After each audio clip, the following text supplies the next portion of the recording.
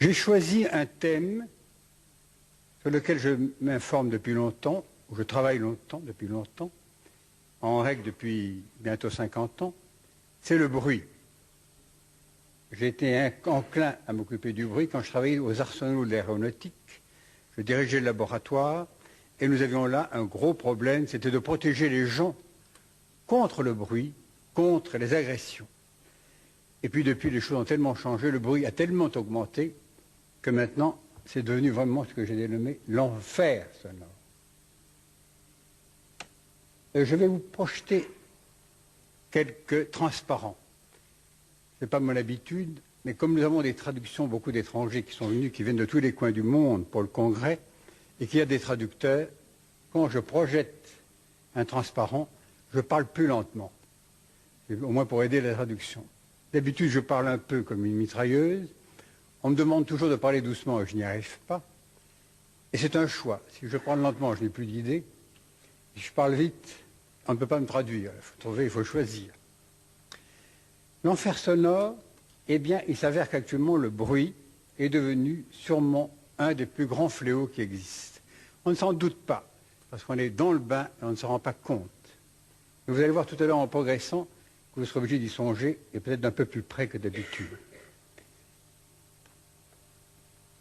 L'importance du bruit est telle que sur une enquête qui a été faite il y a quelques années, eh bien, on découvrait en France, ça doit être à peu près partout pareil, 56% de Français qui considéraient le bruit comme le fléau numéro 1.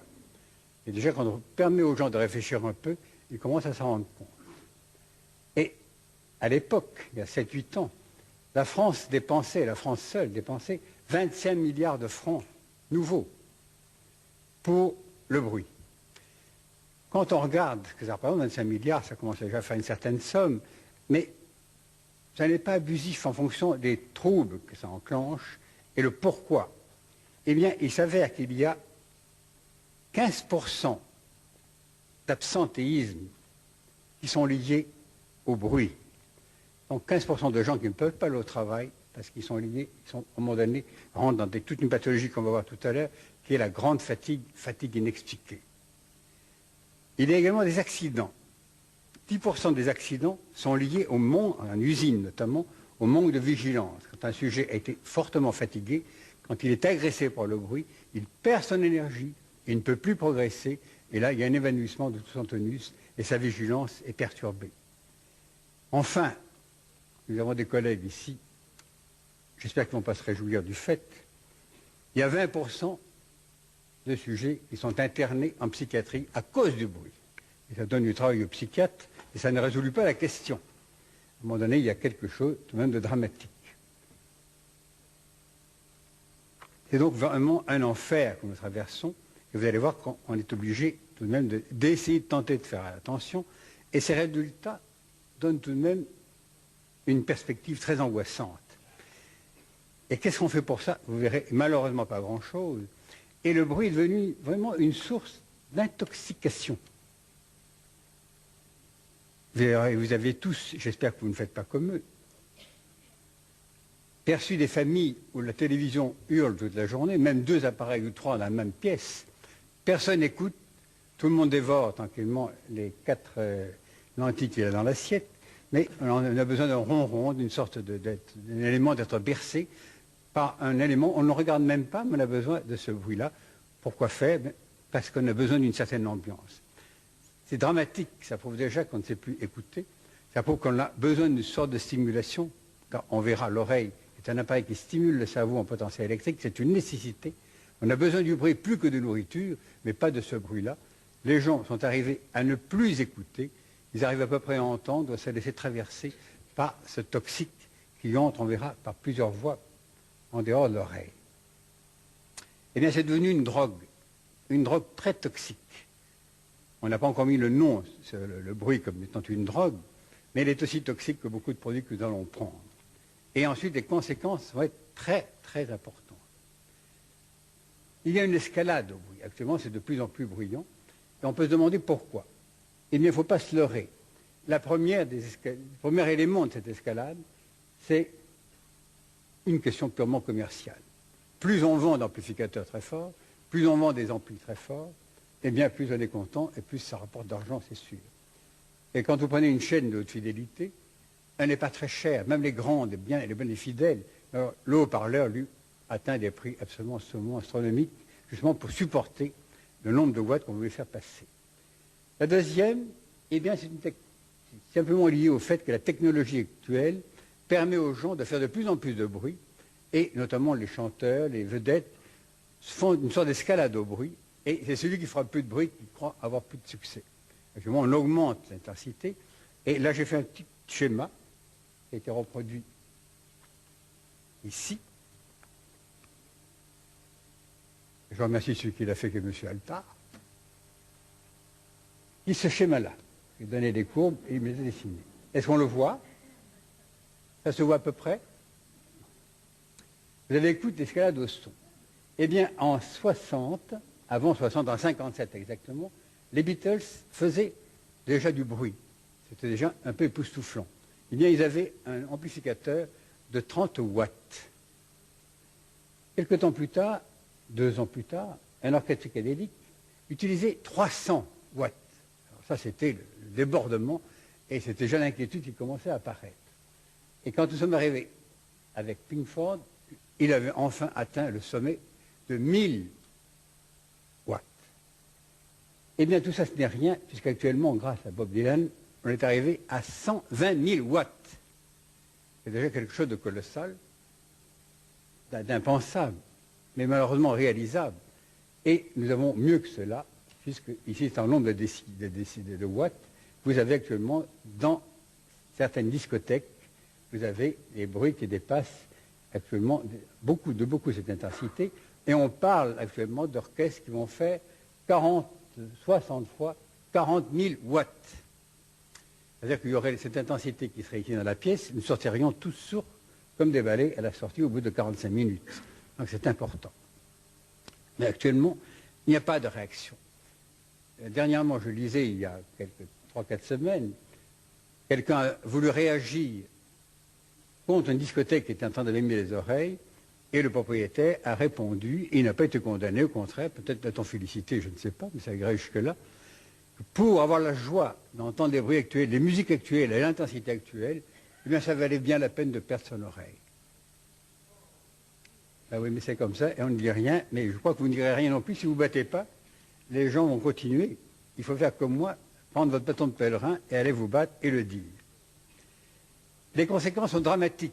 Elles sont d'autant plus dramatiques que nous avons en France, ça doit être pareil ailleurs, le tiers des jeunes qui se présentent au conseil de révision, c'est-à-dire avant d'être militaires, on les examine, le tiers sont sourds.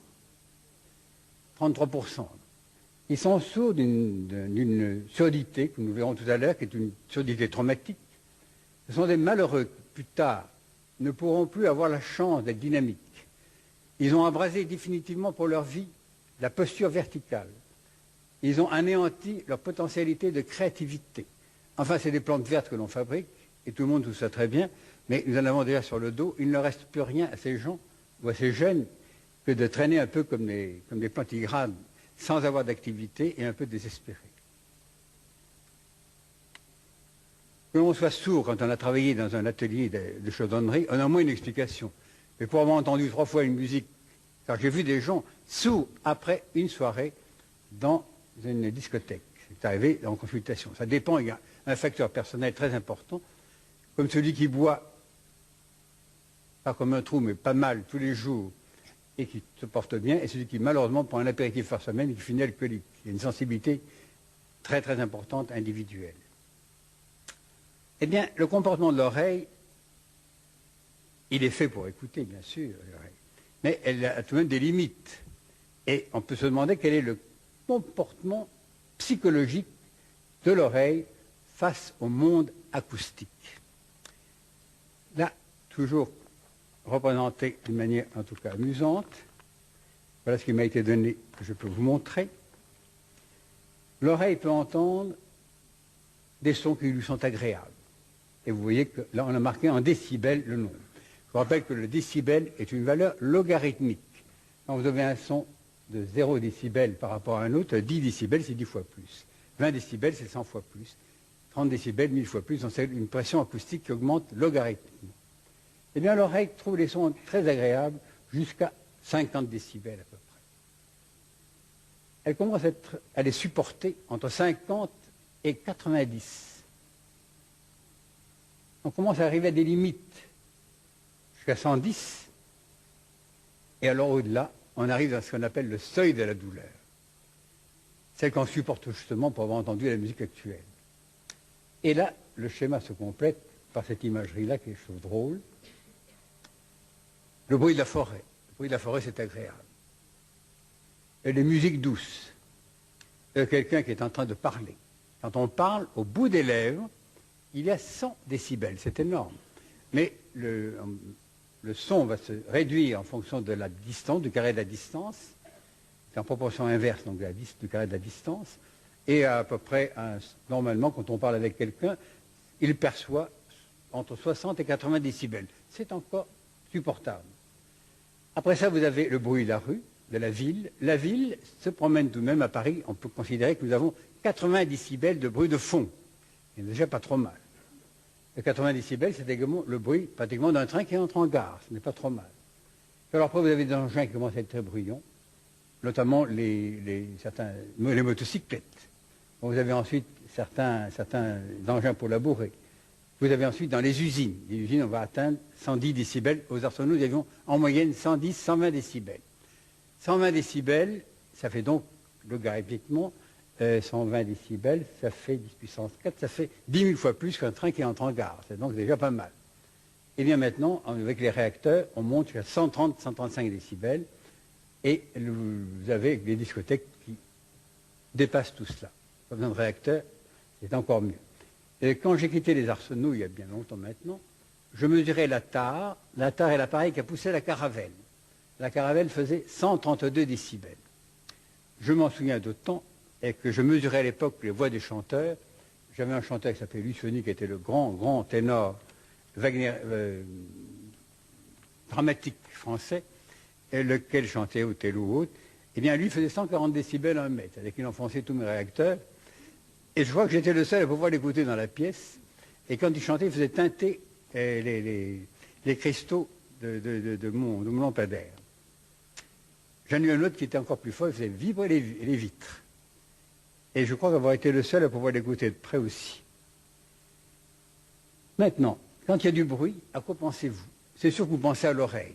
C'est à l'oreille que l'on pense. Dès qu'on parle de son de toutes ses formes, on va penser à l'oreille. Et c'est absolument naturel, ça nous semble normal, car pour nous, elle semble avoir été conçue pour percevoir le son, pour l'apprécier, pour le goûter en somme. Mais, souvenez-vous, c'est une conception très réductrice. Très réductrice en ce sens que le son passe par bien ailleurs, et on le verra d'ailleurs de l'expérience que j'ai pu faire aux arsenaux, elle ne s'accorde pas avec la clinique. Je vous donne un exemple. Aux arsenaux, nous avions des gens qui étaient très sensibles au bruit. J'avais la chance de les étudier sous tous les angles. Je mettais les gens, notamment, dans une ambiance sonore, d'une partie isolée du corps, tout le bas du corps. J'isolais le bas du corps en mettant les sujets, donc à moitié corps, dans un grand tube énorme en ciment, et on s'en servait pour les grandes conduites d'eau de matériaux.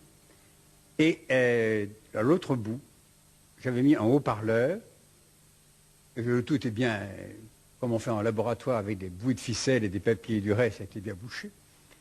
Et je faisais passer de la musique, à un moment donné, dans le haut-parleur. Autrement dit, le sujet avait sa tête en dehors, et il n'entendait rien. Sauf, quand je mettais un casque sur la tête, et sur ce casque, j'avais la chance de modifier son audition comme je voulais. Quand je supprimais son audition, quand je lui coupais la chance d'écouter, je pouvais faire passer n'importe quoi au niveau de ses pieds, rien ne passait. Autrement dit, j'avais abrasé le désir d'écouter chez lui, et ça ne le dérangeait pas du tout d'avoir des sons qui lui chatouillaient les doigts de pied. Par contre, si je lui donnais une oreille à l'écoute, qui est facile à faire avec des filtres électroniques, il entendait toute la musique à travers la peau. Et là, j'ai eu la preuve que la peau, le système nerveux, était à peu près la même chose, ça on le sait, mais que la peau était en même temps une partie d'oreille différenciée. Si vous donnez l'autorisation à l'oreille d'écouter, vous n'écoutez pas qu'avec l'oreille, vous écoutez avec toute la peau. Ça, c'est un phénomène très très important à retenir. Autrement dit, pour éviter, je vois les gens qui, en entrant près d'un réacteur, mettent un casque sur la tête. C'est mieux que rien. Et pour ne pas souffrir du bruit, en entrant dans un réacteur, il faut mettre un scaphandre. Et là, vous ne risquez rien. Sans quoi, ça ne peut pas coller. Mais c'est aussi inconfortable avec un scaphandre. Donc, il y a toute une approche qui est difficile. C'est vrai que, très rapidement, les bruits actuels, eh bien, dépassent la protection naturelle de l'oreille.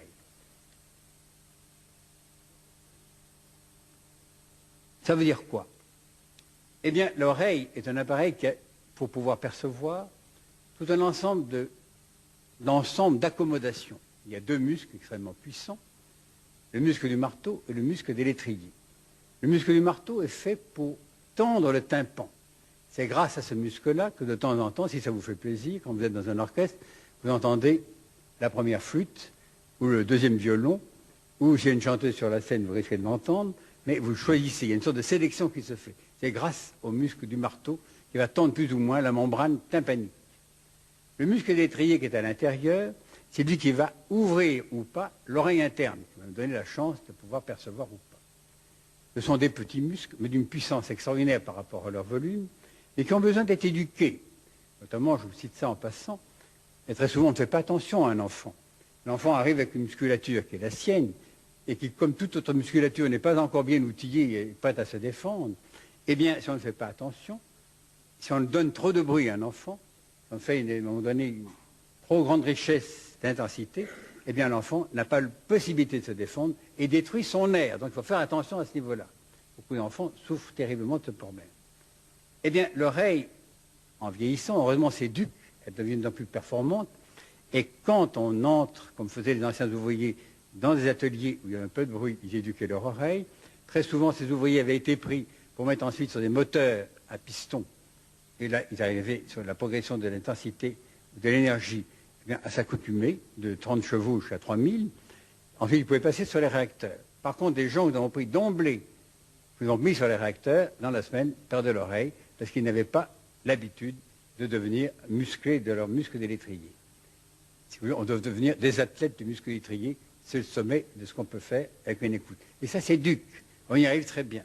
Si vous prenez un musicien, par exemple, prenez un jeune musicien, ce jeune musicien qui va finir peut-être comme professionnel, mais si vous le plongez dans un orchestre d'emblée, comme ça a été fait à un moment donné avec des jeunes chefs d'orchestre qui avaient la chance de conduire dès l'âge de 7-8 ans, eh bien vous les avez vus disparaître à 15 ans, ils n'étaient plus sur scène parce qu'ils étaient sourds. Dans un orchestre, il y a 120 décibels. Pour pouvoir avoir la chance d'entrer dans 120 décibels dans l'orchestre, il faut quelquefois gratter un peu son violon, une demi-heure par semaine, puis si on est bon, 2-3 fois par semaine, si on est de plus en plus performant, on va en jouer 2-3 heures par jour, et si enfin on est très bien, on va entrer dans un quatuor, etc. On augmente la défense au bruit par une musculature qui devient de plus en plus puissante. Mais d'emblée, on ne peut pas tolérer des bruits trop forts.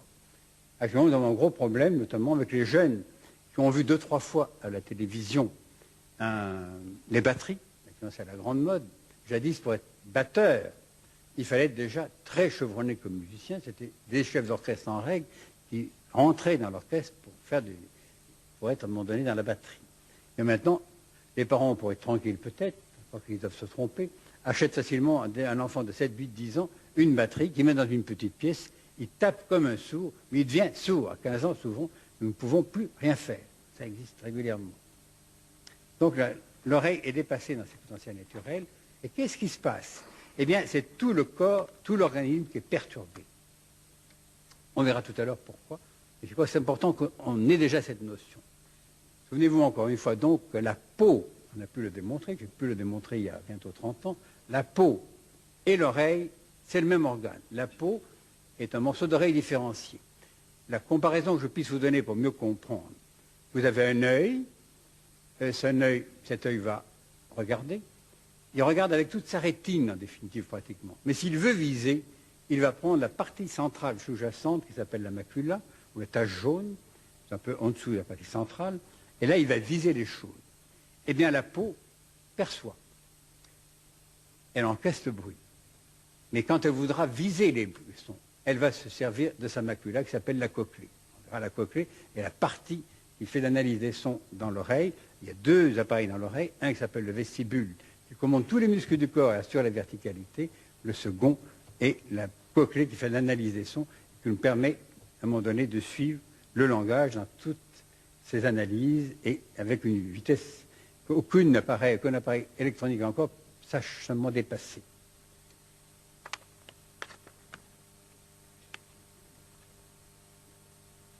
Actuellement, le drame de l'hypertrophie de l'intensité aboutit à des aberrations sonores qui envahissent l'espace vital.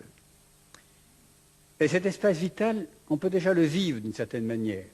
Il y a des coins du monde où l'air ne vibre pas beaucoup.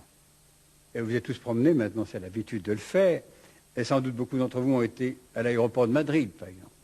Eh bien, pour nous, Parisiens, quand nous sommes un peu anéantis quand nous arrivons à Madrid, tant il y a de bruit. Pour un Espagnol, ça va très bien, il ne s'en rend pas compte.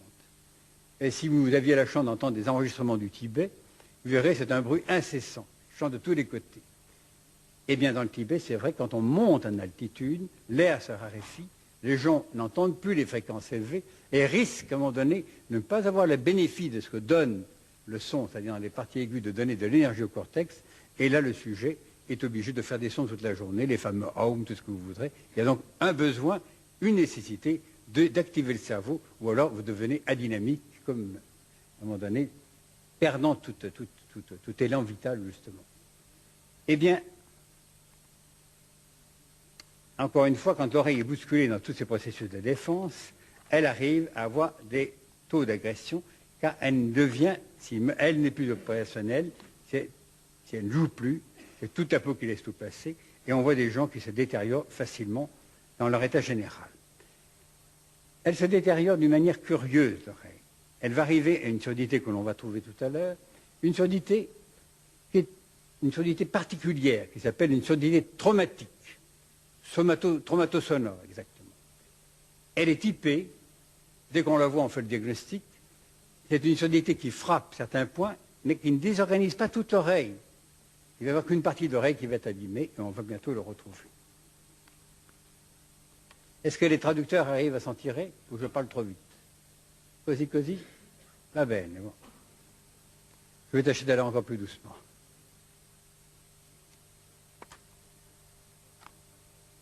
Ce qui est frappant, quand on travaille auprès des gens qui ont du bruit, ou même chez les jeunes actuellement, c'est que peu à peu, on les voit accumuler une certaine fatigue. Fatigue qui va devenir de plus en plus importante. Il y a une sorte de détérioration de l'état général. Et en même temps, on va voir les fameux troubles psychiques apparaître. Et j'avais la chance de l'Arsenault d'avoir une population énorme qui travaillait dans le bruit, puisqu'il y avait 10 000 ouvriers. Les 10 000 n'étaient pas sur réacteur, mais enfin beaucoup souffraient du bruit. Et j'ai eu la chance de travailler avec eux, même sur les bancs d'essai, pour pouvoir vivre avec eux, et de voir qu'à mesure que leur oreille s'altérait, leur psychisme se dégradait. Ils devenaient irritables, ils devenaient insupportables, revendicateurs. Mais plus tard, je n'avais pas compris au départ. Le cerveau, c'est un intégrateur fantastique, et peu à peu, je faisais la somme de mes observations, mais c'était difficile de pouvoir le réaliser au jour le jour, puis ça allait tout de même assez doucement. Je vous disais que l'oreille, elle arrivait à une surdité traumatique. Cette surdité traumatique, eh bien, est faite, à un moment donné, pour deux raisons. Elle est fonction de la qualité du bruit. Si le bruit dépasse 130 décibels, c'est sûr que c'est dramatique. Elle est fonction également de la sensibilité individuelle. Je vous l'ai dit tout à l'heure, un sujet peut être plus sensible qu'un autre. Je vous donne un exemple. Nous avions aux Arsenaux, à l'époque, c'était une exception, une jeune femme, polytechnicienne, en France, l'école polytechnique est le sommet des écoles françaises, avec normale supérieure. Elle avait demandé à être spécialisée dans les souffleries. La soufflerie, ça fait au minimum 130 décibels, 120 décibels. Cette jeune, toute contente enfin d'arriver à la fin de ses rêves en ayant cette fonction, eh bien s'est trouvée coincée, parce que dès qu'elle montait sur les réacteurs, au bout de quelques jours, elle commençait à maigrir. Elle perdait facilement 5-6 kilos dans la semaine, ou au maximum 15 jours. Je la retirais, je la mettais à l'abri, En un mois, elle avait tout récupéré. Et puis elle recommençait. Mais elle récidivait ces altérations, à un moment donné, de poids. Si bien que malheureusement, on a été obligé de lui dire de faire autre chose. Elle avait un poste aux Arsenaux, mais on en a trouvé un autre, mais ce n'était pas celui qui lui plaisait, ça c'est un autre détail. Il fallait tout de même la protéger, car on aurait été beaucoup plus loin. La dégradation aurait pu être telle qu'elle aurait été sourde et peut-être beaucoup plus malade que ça. Autrement dit, retenez bien, hormis le facteur individuel, le bruit, la qualité du bruit est importante. Et également la quantité. C'est une autre notion que vous êtes en train de vivre maintenant. Vous pouvez faire passer une musique avec un baladeur à 90 décibels, ça ne paraît pas très fort. Donc vous pouvez très bien ne pas souffrir. Mais si vous l'écoutez 8 heures par jour, la musculature ne peut plus faire de défense. Vous voyez, la quantité est également importante. Une comparaison, parce que ce sont des muscles qui vont travailler. Vous avez une main, dans cette main vous mettez un poids de 100 kg, eh bien vous avez un beignet ensuite à la place d'une main, bien agrippé par terre. Maintenant, si vous mettez 1 kg, vous allez supporter un nid-kilo, vous allez le supporter. Et si on demande de tenir un nid-kilo pendant 3 heures, vous verrez que bientôt il y a une lassitude, mais la musculature fait la même chose. Et donc, à un moment donné, un processus, il va augmenter. Et bien, l'altération de cette oreille, très rapidement, si on ne fait pas attention aux arsenaux, nous avons la chance de faire attention, et d'avoir institué tout un cycle d'examen, nous arrivons rapidement à une irréversibilité des détériorations de la perception, avec tout ce que ça va donner tout à l'heure, on va le voir, et l'oreille se trouve détruite, désarticulée, mais pas détruite en totalité. Voilà l'allure qu'elle va prendre. J'ai dessiné, c'est très très très schématique. Voilà l'allure qu'elle a quand elle est théoriquement normale. Ça, c'est l'audiométrie classique de type américain, où tout a été aligné sur le phénomène de physique et non pas de physiologie. On a une courbe comme celle-ci. En bleu, c'est la courbe que l'on obtient quand on mesure l'oreille avec un audiomètre classique, avec l'écouteur. En rouge, c'est avec un vibrateur. En rouge, ça nous donne, c'est la prétention de mesurer le nerf. C'est faux, parce qu'il y a la peau qui est là, il y a l'os qui est là, il y a l'excitation de toute la boîte crânienne et de l'oreille interne, et ensuite l'excitation des cellules. Puis le nerf est enfin au bout. Enfin, nous avons pris l'habitude en disant, là, en rouge, c'est la perception par conduction osseuse, et l'autre par conduction aérienne. Eh bien, une oreille comme celle-ci, exposée au bruit, encore en fonction de l'individu, au bout de quelques temps, eh bien, va avoir une dégradation qui est de ce type-là. Elle commence comme ceci. Cette dégradation montre ce qu'on appelle un trou, un scotome. Scotome qui est toujours à 4000. Très rarement à 2000, très rarement ailleurs. Et aux arsenaux, nous avions essayé de déplacer ces 4000 en faisant passer notamment des sons très très graves, en pensant que nous aurions une lésion dans les graves. C'est exceptionnel que vous ayez une modification dans les graves, et c'est toujours à 4000. Au départ, bon, on l'admettait, on ne savait pas, maintenant je sais pourquoi. Enfin, à l'époque, c'était comme ça. Si par hasard vous laissez le sujet dans le bruit, et si par hasard vous ne le soignez pas lorsqu'il a démarré une telle surdité, eh bien, elle est évolutive. Peu à peu, l'oreille se dégrade, et elle va prendre cette allure-là. Il n'y a plus d'aigu, plus rien. Le sujet commence à être gêné. Gêné quand il y a du bruit. Gêné quand plusieurs personnes parlent. Commence à tendre l'oreille. Et ça devient, il n'ose plus aller au restaurant. Il est très angoissé dès qu'il rencontre du monde, parce qu'à un moment donné, il l'entend toujours, mais il ne comprend plus rien. C'est un drame absolu. Est-ce que c'est irrémédiable? Irréversible, comme je l'ai dit tout à l'heure. Eh bien, il y a d'abord un moyen d'éviter que ça n'arrive. Nous avions travaillé aux arsenaux, nous avions la chance d'examiner les gens tous les 3 à 6 mois, et je vous rappelle qu'il y en avait en tout cas au moins 2000 qui travaillaient sur les réacteurs, donc il fallait être outillé pour les voir systématiquement.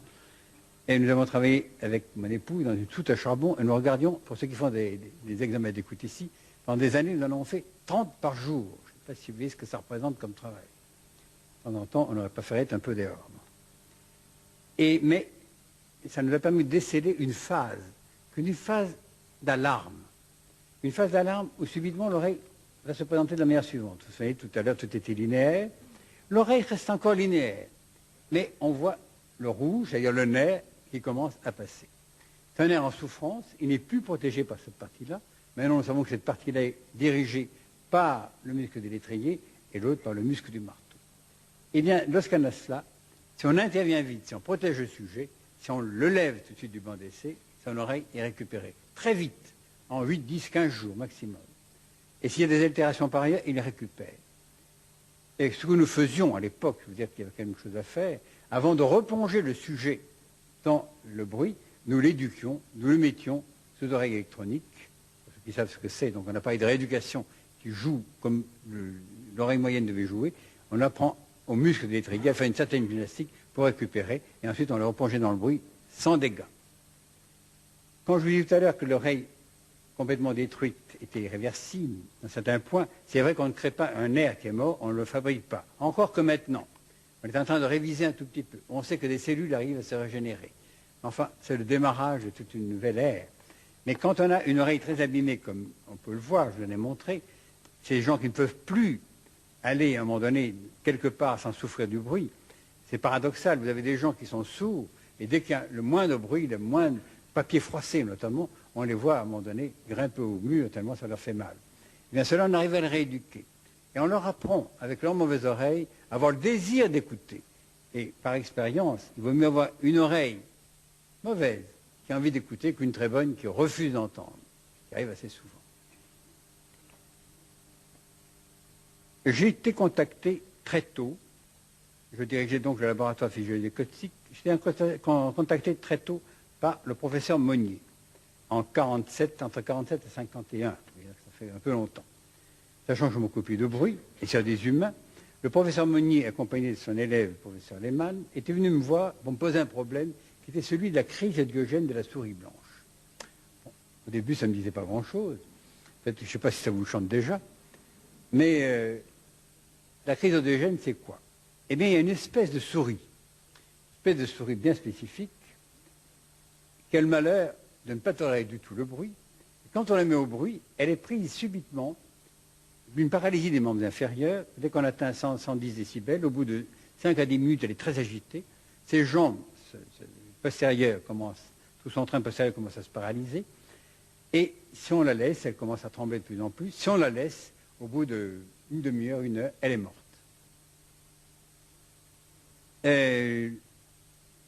Donc Monnier me demandait mon avis. Et je faisais comme lui, je ne savais pas de quoi il s'agissait. Et pendant des années, il a cherché, moi aussi. Et maintenant, avec le recul, je sais ce que faisait cet animal. J'étais trop centré sur l'oreille pour le découvrir.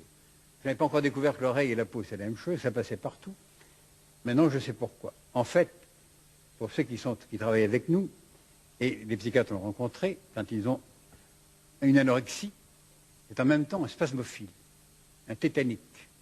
Et bien, quand vous faites passer trop de son aigu à quelqu'un, qui est un tétanique, un schizoïde, eh bien, il commence à avoir à un moment donné des tétanies, c'est-à-dire des muscles qui se bloquent.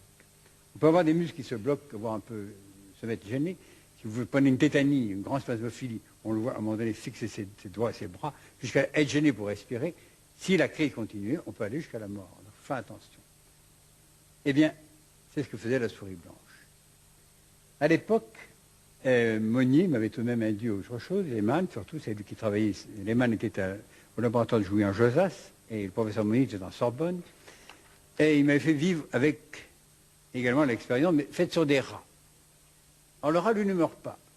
Mais il n'est pas heureux non plus. Dès qu'on dépasse un certain niveau, il devient nerveux, il devient agressif, insomniaque et stérile. Donc il y a déjà une modification de l'ensemble. Et évidemment, en parallèle, moi j'essayais de voir ce que je pouvais trouver aux arsenaux. Et aux arsenaux, eh bien j'avais découvert que mes jeunes qui étaient sur les réacteurs présentaient le même schéma, qui était fait de nervosité, d'irritabilité. Et plus personne ne pouvait faire quoi que ce soit dans la maison sans que les casseroles se mettent à balancer, tellement le sujet était nerveux. Et il y avait de l'agression. Il était en même temps insomniaque. Je n'ai pas pu vérifier s'ils étaient devenus stériles, ils ne me l'ont pas raconté. Ça, c'est une parenthèse que je n'ai pas élucidée. De plus, il y avait une tachycardie, une tension élevée et bien sûr des lésions auditives. Je ne savais pas non plus pourquoi. Enfin, c'était quand même intéressant de le constater. Une jeune femme chercheur, un médecin,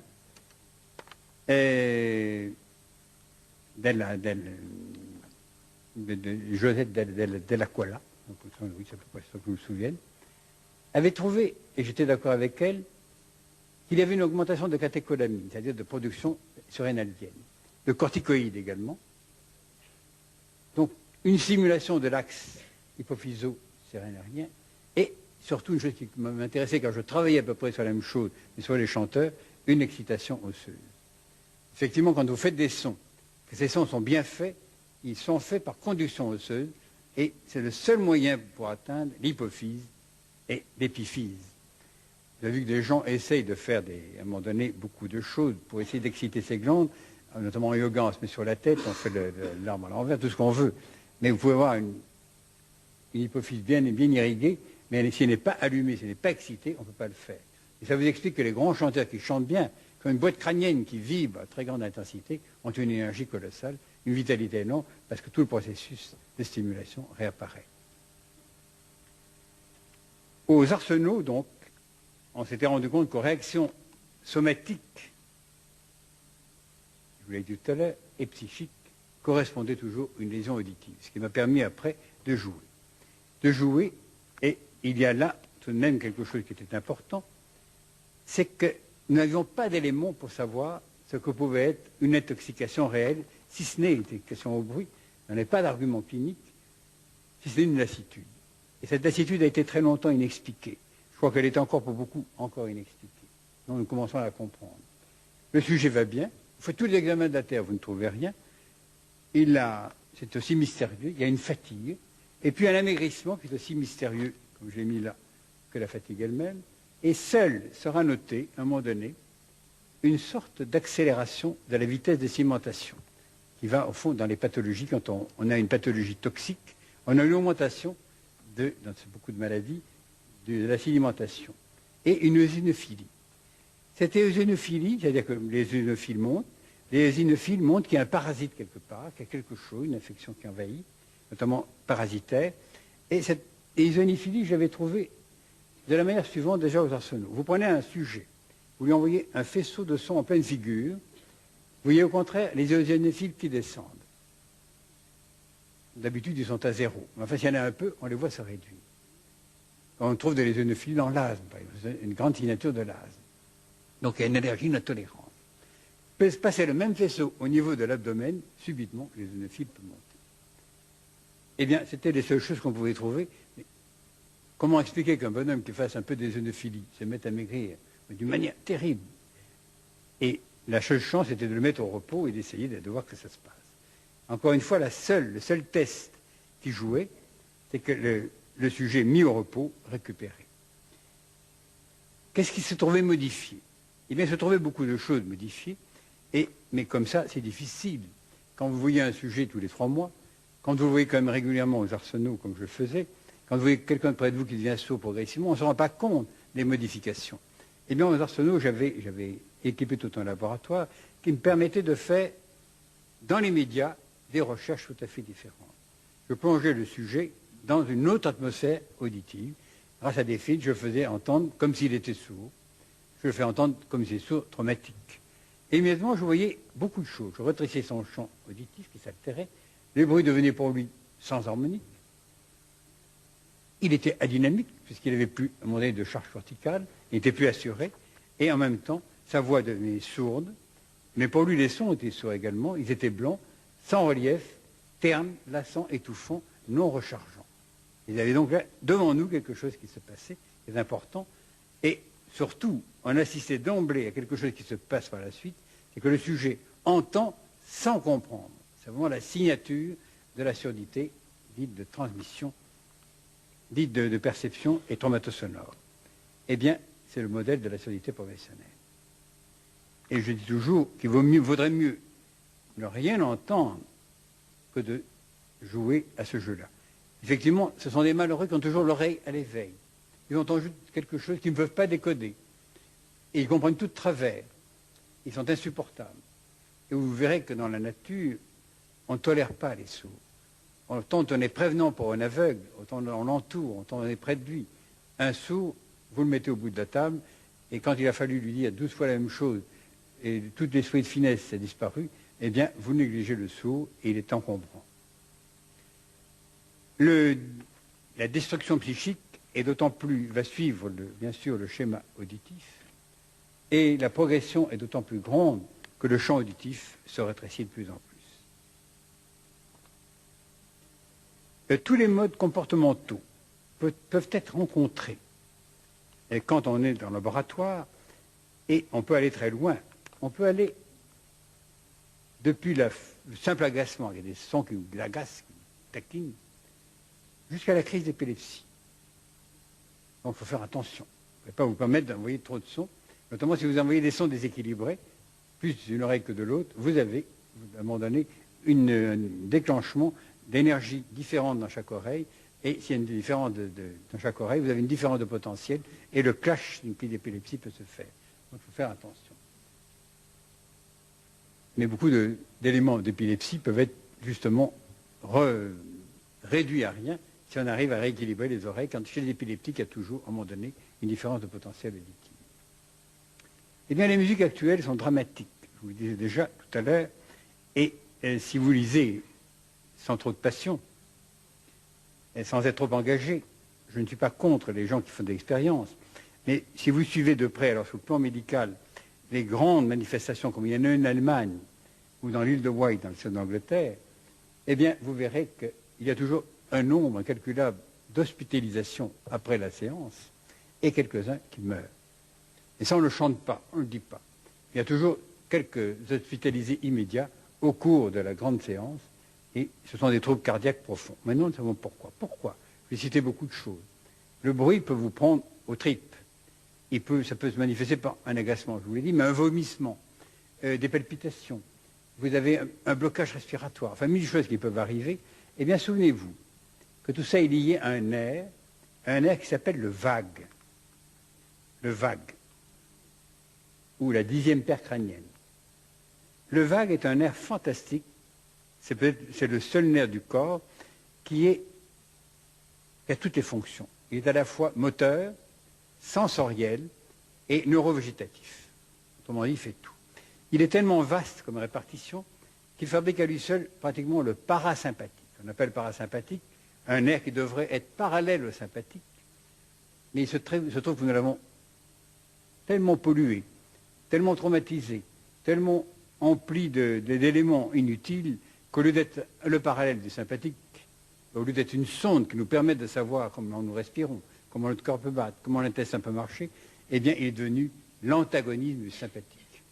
Au lieu d'en faire au moment donné la balance, eh bien, c'est lui qui empêche le sympathique de marcher. C'est pour ça que quand vous n'êtes pas bien, c'est parce qu'il y a barrage pour le parasympathique.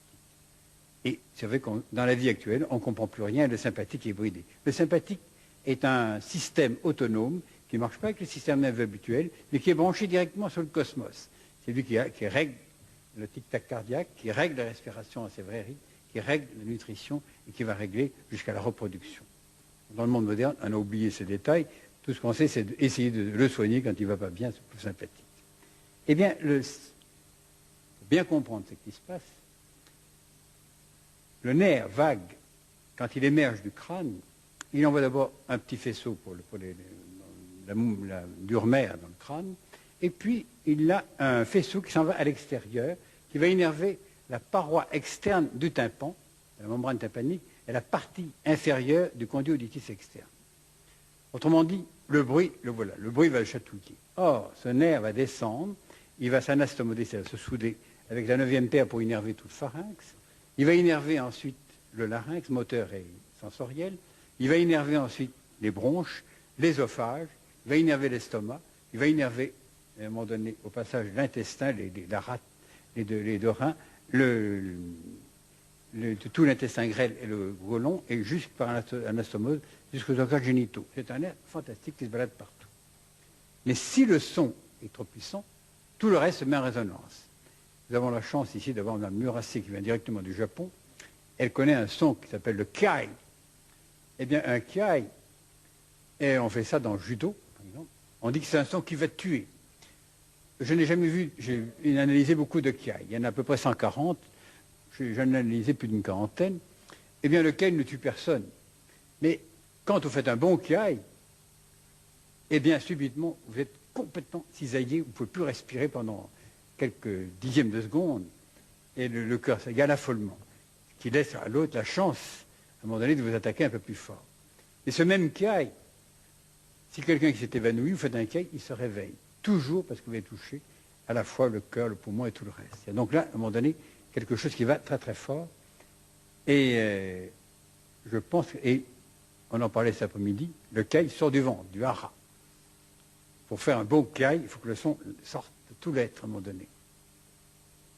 Enfin, voilà l'explication de toutes les tétanies, de tous les troubles, des troubles cardiaques, et pourquoi beaucoup de gens, dans le bruit, à un moment donné, finissent hospitalisés, parce qu'ils n'arrivent plus à réguler. Quand vous prenez, par exemple, beaucoup de musiques qui sont asynchrones par rapport au cœur, et quand elles sont anti-rythmées, ça va bien, de temps en temps, une syncope, ça va bien, mais quand vous faites une musique trop syncopée, qu'elle n'est pas dans le rythme cardiaque, vous perturbez votre rythme cardiaque et vous êtes gêné. Pour ceux qui travaillent avec nous, ils savent comment nous récupérons une oreille. Au contraire, on va l'induire à avoir des rythmes physiologiques. Et il y a des musiques qui sont bâties essentiellement sur une rythme physiologique, notamment Mozart. On me demande toujours pourquoi Mozart, mais l'essentiel de Mozart, c'est qu'il a écrit au rythme de son cœur, au rythme de sa respiration. Ça n'est pas tout à fait un rythme d'adulte, c'est pour ça qu'il nous donne tellement de vitalité, c'est un rythme d'enfant.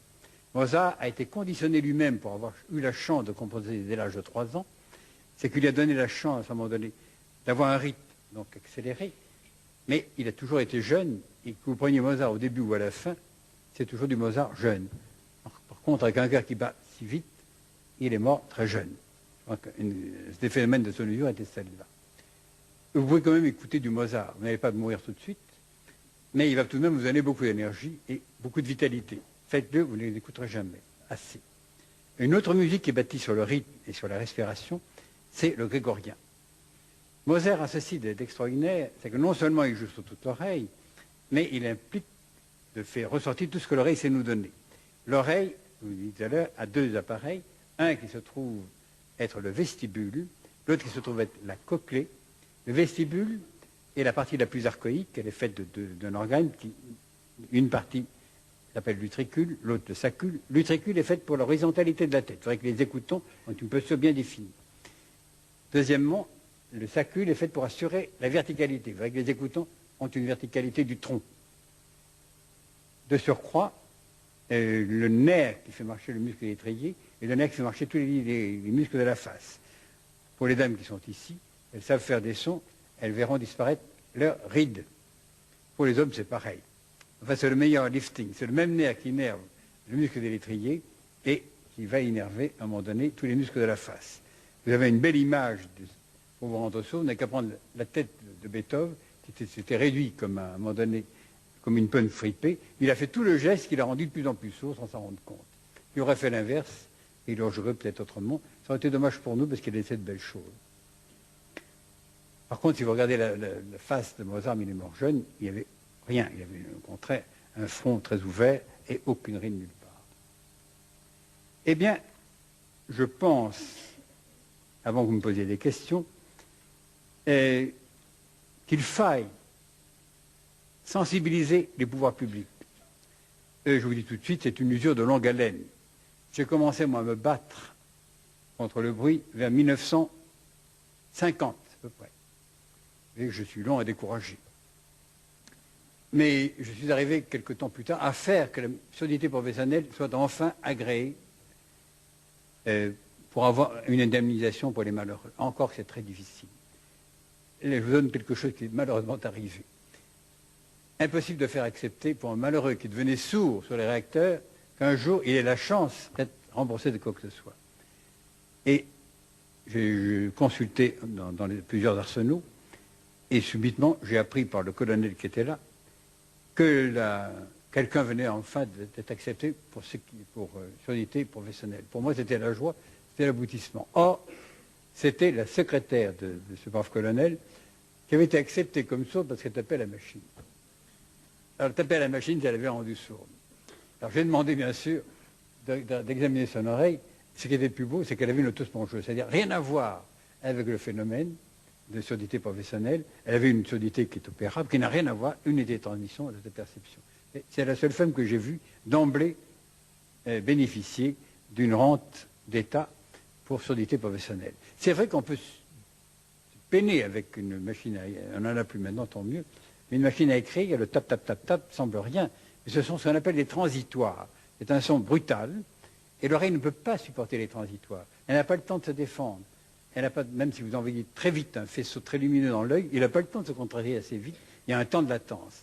Il est de 19 millisecondes pour l'oreille. Il faut 19 millisecondes pour préparer l'oreille. Mais quand le top est parti, c'est sûr que l'oreille a travaillé pour rien.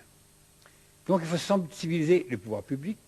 Et n'ayez pas peur, vous allez perdre votre temps, mais il faut mettre, comme le gouvernement change, on recommence. C'est pas grave. Mais un jour, on y arrive. Sans doute, ils sont lassés. Il faut y aller. Il faut également sensibiliser les familles. Actuellement, tout le monde est perturbé, il n'y comprend plus rien. Vous rencontrez vos familles que leur enfant s'est détruit en écoutant des musiques trop riches. C'est eux qui vont acheter la future trompette la semaine d'après. Il n'y a rien à faire. Et pourquoi pas chaque jeune individuellement. Quand je prends un jeune qui commence à lui expliquer, quand il commence à avoir quelques ennuis, il y en a quelques-uns qui sont un tout petit peu gênés.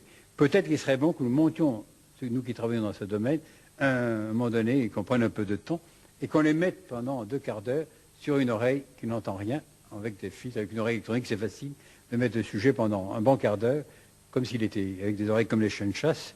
Quand il va vivre là-dedans, il va se rendre compte dans quel univers il risque de s'enfoncer. Il faut le faire, il faut présenter aux gens cette dimension. Les bruits auxquels j'ai fait allusion, vous avez vu, ce sont les bruits industriels, les musiques actuelles et les baladeurs.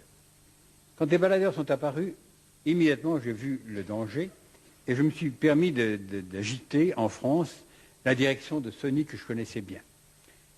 Et le directeur était très favorable à ce que je racontais, à tel point que j'ai fait un dossier qui est parti à la direction de Sony au Japon. On m'a fait répondre qu'il s'en fichait complètement. L'intérêt commercial était tel, comme mon histoire, c'est moi qui l'ai envoyé balader, ils n'ont pas le baladeur. Bon, si bien qu'on est donc coincé dans le système. Maintenant, une notion qui est intéressante et qu'il faut qu'on se mette en tête, et les gens ont pensé que ça pouvait rendre service, puisque le bruit est si nocif, le silence doit être extrêmement bénéfique. Ça paraît logique. Premièrement, qu'est-ce que c'est que le silence? Est-ce qu'il peut l'être bénéfique? On confond le silence pour les gens, c'est ne rien entendre. C'est pas vrai, il y a des milliers de silences. Et si vous voulez, le son, en fait, vous l'analysez bien, c'est une modulation du silence. Ici, par exemple, du point de vue acoustique, c'est fabuleux. La chambre serait sourde, je suis en train de m'époumoner, et je verrai vos oreilles s'allonger pour m'écouter. Donc, il y a à un moment donné un effort considérable, et là, tout est donné. Ça dépend de l'ambiance sonore. Il y a un bruit de forêt, il y a un silence, mais un silence vivant. Nous avons besoin d'un silence qui chante. Pour que la vie soit dynamique, pour qu'on soit à un moment donné toujours plein d'énergie, il nous faut, à un moment donné, quelque chose de sous-jacent qui soit toujours prêt. Vous êtes tous entrés dans une chambre réverbérante, même si vous ne faites pas de bruit, il y a quelque chose. Et si vous avez, dans votre salle de bain, vous avez envie de chanter, parce qu'il y a une réverbération qui se fait. Maintenant, une expérience que vous pouvez faire, elle peut être donnée à tout le monde si on cherche un peu, c'est d'entrer dans une chambre dite anéchoïque, c'est-à-dire qui ne donne pas du tout de réverbération, une chambre qui ne peut pas donner d'écho, anéchoïque. Eh bien, vous mourrez. À un moment donné, c'est terrible. J'ai fait beaucoup de mesures à l'intérieur. On mesure les microphones, on mesure n'importe quoi dans ces chambres-là, à titre d'essai. Ce sont des chambres hyper insonorisées. Vous ne pouvez pas vivre à l'intérieur. Pourtant, il y a de l'air. Cet air, il peut avoir autant d'oxygène qu'il veut, mais c'est un air qui ne vibre plus, c'est un air mort. Et vous ne le sentez plus. Or, quand nous vivons, nous sommes dans un bain de stimulation qui va sur tout le corps. Et souvenez-vous que pour que ça marche bien, ce sont les Canadiens qui ont étudié ce problème, il faut que nous recevions 3 milliards de stimulations par seconde, au moins 4h30 par jour. C'est pour ça qu'à un moment donné, on a besoin de ce bruit pour donner de la vitalité au cortex, pour avoir cette vitalité, pour être à tout moment plein de créativité. Si on ne fait pas cela, si on ne fait pas attention, si on sonorise trop les choses, il m'est arrivé par exemple à Paris d'avoir été 2 fois convoqué par des notaires qui se trouvaient être fatigués et autres, pour faire je faisais beaucoup d'études d'insonorisation pour les arsenaux, et là, ceux-là, je les connaissais, ils m'ont invité, exactement un notaire, et l'autre, un élève de Le Corbusier. J'ai soigné Le Corbusier jusqu'à la fin de sa vie, et bon, petit détail, il était sourd, je peux le voir tous les 2 jours, avec un caractère exécrable. Je m'excuse parce qu'il était suisse, mais ça ne fait rien. Il était absolument invivable. Eh bien, le brave Le Corbusier avait un élève qui n'avait rien trouvé de mieux que d'insonoriser sa pièce en mettant, il avait fait d'abord il a mis son bureau dans une demi-sphère. C'est très beau à voir, mais il faisait une erreur, c'est que la longueur d'onde qui était dedans, il vibrait que dans les graves. Et pour être tranquille, il avait mis de la moquette au plancher et la moquette surtout pour tout. On entrait là-dedans, c'était l'étouffoir, et il se plaignait parce qu'il était fatigué. Eh bien, il était fatigué parce qu'il n'a plus de simulation. Bien sûr, j'ai fait enlever les moquettes des murs, et puis après, on a trouvé d'autres moyens pour sonoriser un peu la pièce autrement. Il faut que la pièce soit vivante. Donc, il n'y a rien à faire. Si vous allez plus loin dans la déprivation sensorielle, eh bien là, vous avez des dégâts importants qui peuvent aller dans ce qu'on appelle la déprivation sensorielle, qui peuvent aller jusqu'au suicide. On a fait dire à Lélie, que j'ai bien connu, Lélie, c'est lui qui s'est occupé du bruit des baleines, notamment, et qui s'est occupé ensuite des dauphins. On a fait dire à Lélie que le cerveau n'avait pas besoin de simulation. Il n'a sûrement jamais dit ça. Je le connais bien pour pas... Bon, on lui a accordé ça. Et grâce à ce dire, on a spéculé là-dessus, on a fabriqué des enceintes pour mettre des gens à l'intérieur de ces enceintes et en déprivation sensorielle. On les a mis dans de l'eau, assez pour qu'ils soient dans un état de gravitation, donc il n'y avait plus de stimulation provoquée par la pesanteur. On les a mis, bien sûr, dans le silence, dans le noir, enfin, rien qui stimulait. Et puis on a pensé qu'on arriverait à quelque chose d'extraordinaire, c'est-à-dire à les déconnecter pour passer dans un autre plan, à les faire rentrer dans ce fameux vide que certaines sectes, malheureusement, cherchent pour que les gens grandissent, c'est vraiment les aplatir définitivement, il ne reste plus rien. Et je vous donne un exemple que j'ai vécu. En France, heureusement, on a supprimé tant il y a eu de suicides. Et l'exemple que je vais vous donner, je l'ai vécu de près, il est assez douloureux. J'ai travaillé avec une équipe lyonnaise sur le cancer. Pour des raisons X, et je pense que mon collègue psychiatre est d'accord, le cancer est une maladie qui est l'intégration d'une grande maladie psychique. C'est une intégration d'une schizophrénie paranoïde. Il vaut mieux, encore une fois, faire une maladie, un cancer, et se battre, que de devenir fou, qui est dramatique, parce qu'on ne peut rien faire. Et on a vu aujourd'hui que les gens qui sont dans ce domaine, ce sont toujours des gens qui ont peur de la douleur, peur de la maladie, peur de tout, et ils s'en vont dans un monde absolument irraisonné, qui est celui de la psychiatrie. Le corps, il ne laisse plus faire le corps est intelligent. Subitement, quand on dévie, quand on déraisonne, il absorbe toutes nos déraisons et nous donne une maladie psychosomatique. Eh bien, on travaillait donc pour le cancer, en ayant remarqué ceci, il y avait un grand accoucheur avec nous, de Lyonnais, et on avait remarqué que dans les hôpitaux psychiatriques, il n'y a jamais de cancer de l'utérus, il n'y a pas de cancer du sein. Donc il n'y avait pas de fixation d'une angoisse quelque part.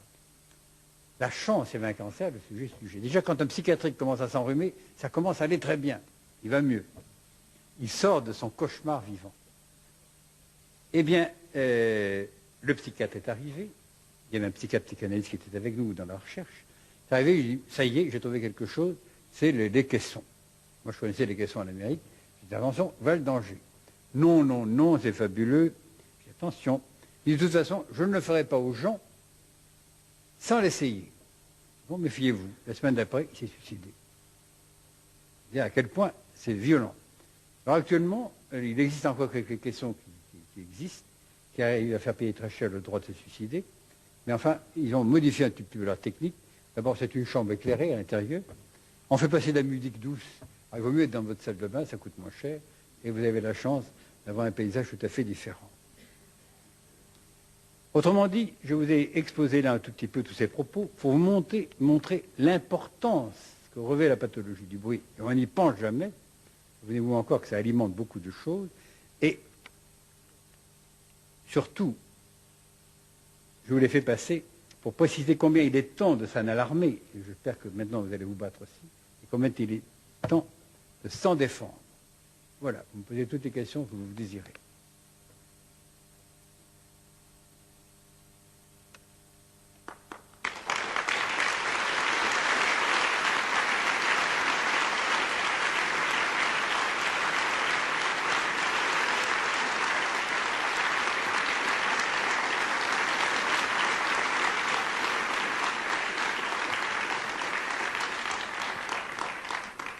Quel est votre avis sur la marginalisation de votre thérapie dans la société médicale? C'est leur problème et pas le mien. Bon, et ils sont d'accord ou pas d'accord. Moi, ça fait 50 ans que je vis grâce à cette recherche que je fais. Et je ne tiens debout que parce que j'ai des résultats tous les jours. Et les gens peuvent raconter ce qu'ils veulent. Mais chez moi, c'est un bocal ouvert. Il y a la transparence, c'est le mot qu'on utilise maintenant. Tout le monde peut venir voir. Ils ne viennent jamais. Tous ceux qui sont contre n'ont jamais vu, n'ont jamais lu, n'ont jamais rien fait. Et c'est vrai que je suis gênant. Je suis gênant parce que j'ai des idées. Chaque fois que vous avez une idée, vous encombrez quelqu'un. Alors, il faut s'y faire. Un jour, ils vont venir. Actuellement, on est en train de prôner dans tous les coins, notamment je suis de Torino, on est en train de prôner l'oreille droite. C'est moi qui l'ai découvert il y a 50 ans. On est en train de découvrir que la peau commence à entendre. Moi, je l'ai démontré il y a bien longtemps. On est en train de découvrir que la vie intra-utérine existe. Bon. Et maintenant, on pense que le fœtus écoute. Et j'en ai parlé depuis 1950. On est en train de découvrir que l'oreille a la chance de percevoir des bandes passantes des langues vivantes. On essaie de les appliquer. Moi, je fais ça depuis 1952. Enfin, tout. Alors, je crois qu'il faut avoir le temps. Maintenant, pour être plus près, je crois qu'ils ont raison. En ce sens que je les dérange. Je ne sais pas si vous êtes médecin, je n'en sais rien. Bon, mais pour les études de médecine, c'est très difficile, c'est très long. Et combien de médecins arrivent en fin de médecine complètement épuisés? Et ils ne vont plus jamais ouvrir un livre de leur vie en disant « chic, j'ai fini ». Bon. Surtout en Otorino, vous avez encore 4 ans de plus pour vous y mettre. On apprend que l'oreille marche comme ci, le machin marche comme ça. Subitement, il y a un brave enquiquineur qui arrive en disant « mais non, c'est pas du tout ça, c'est autrement que ça marche ». Il faut tout réviser, tout recommencer, c'est difficile. Actuellement, je pense qu'avec les techniques que nous avons, je sais comment marche une oreille humaine, par exemple. Eh bien, j'ai écrit ce livre-là en 1900, qui s'appelle Vertige, je l'ai écrit en 1953. Je n'ai pu le publier qu'il y a 3 ans. Grâce au barrage qu'on a pu faire. Bon, il est quand même sorti. Le tout, c'est d'attendre. Alors, j'ai la chance d'avoir commencé très jeune, parce que j'ai commencé mes recherches avec 24 ans. J'ai la chance de tenir le coup encore et de voir que les choses se réalisent peu à peu. Mais quand je vois la vitesse à laquelle ça avance, je trouve que c'est normal. Plus je vieillis, plus je deviens patient.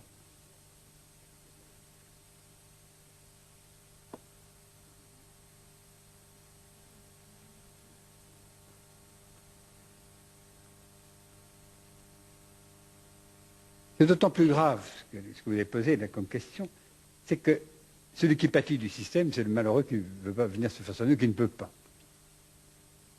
Non, alors là, l'histoire d'argent, comme vous le dites, et vous ne connaissez pas non plus les centres. Ça montre aussi que vous n'êtes pas informé suffisamment. Le centre de Paris, par exemple, n'a jamais refusé quelqu'un qui n'ait pas d'argent. Venez avec une oreille qui ne marche pas, on vous prend. Moi, je suis peut-être un peu trop généreux. De temps en temps, mon staff me prévient que j'ai dépassé les limites. Mais je n'ai jamais pu dire encore de ma vie à quelqu'un, allez vous faire voir ailleurs parce que vous ne pouvez pas payer. Eh bien, il ne paye pas. Et je pense qu'actuellement, si on ne se bat pas pour que les gens... Vous avez devant vous un collègue qui est en Italie, qui s'occupe que de malheureux psychiatriques, demandez-lui combien il prend, rien. Je crois que vous êtes on a toute une légende. On a raconté à un moment donné que je prenais 5 millions anciens, tout de même, par client. C'est dommage que ce ne soit pas vrai. Je ne serais pas en train de m'ennuyer de temps en temps pour mes fins de mois, je vous le dis tout de suite. Bon, je crois qu'il y a toute une légende. D'ailleurs, il faut dire que ceux qui montent des centres, il y en a 250 dans le monde, c'est pas pour rien, ne font pas fortune avec un centre. Ça fait vivre les gens qui sont dedans. Mais ça les fait vivre à 2 niveaux. Bon, c'est vrai qu'ils vivent, bon, financièrement, ils arrivent à surmonter l'histoire, mais surtout, ça les fait vivre par la chance de voir un enfant qui ne marchait pas, qui se met debout en 8 jours. Un enfant, on vous a raconté qu'il ne parlerait jamais, qui se met à parler. Un autiste que vous sortez du trou. Un psychiatrique qui devient normal. Et ça vaut tout l'or du monde. On n'a pas besoin d'argent pour avoir cette satisfaction-là. C'est ça qui nous tient debout.